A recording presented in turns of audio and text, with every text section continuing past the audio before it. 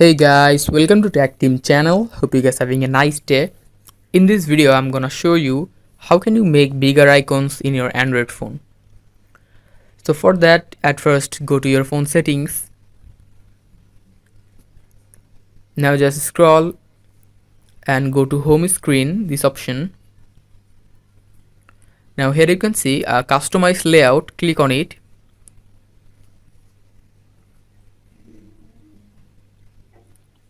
Now in this option you can just customize your layout, just increase or decrease it by swiping it left or right.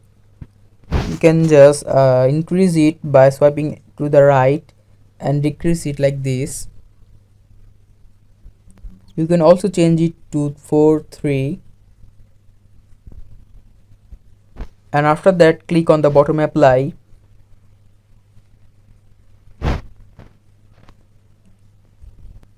By this you can make just bigger icons in your device.